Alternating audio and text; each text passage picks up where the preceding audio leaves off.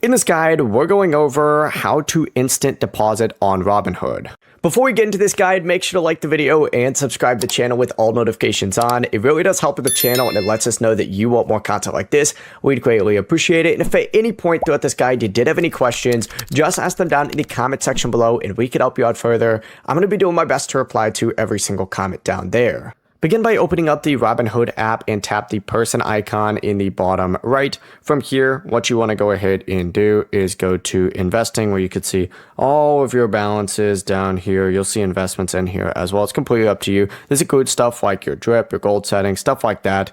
If you scroll down here, you'll see instant deposit health, and this is how much instant deposit access you currently have and how much is already pending. Instant deposits let you use money in Robinhood pretty much right away, even though the transfer from your bank may still take a few business days to fully clear.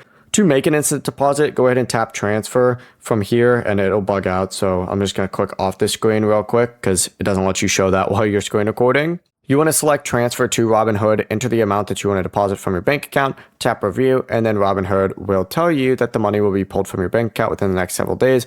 Make sure that you obviously keep enough money in your bank so the transfer does not fail. Hit submit, continue, and then Robinhood will add the deposit amount to your buying power right away so that you can invest with it immediately. Just remember, you usually cannot withdraw that money until your bank transfer fully clears those funds. Before you leave this guide, make sure to like the video and subscribe to the channel with all notifications on. It really does help the channel and it lets us know that you want more content like this. We'd greatly appreciate it. And if at any point throughout this guide you did have any questions, once again, ask them down in the comment section below and we could help you out further. I'm going to be doing my best to reply to every single comment down there. Have a great rest of your day though. Peace.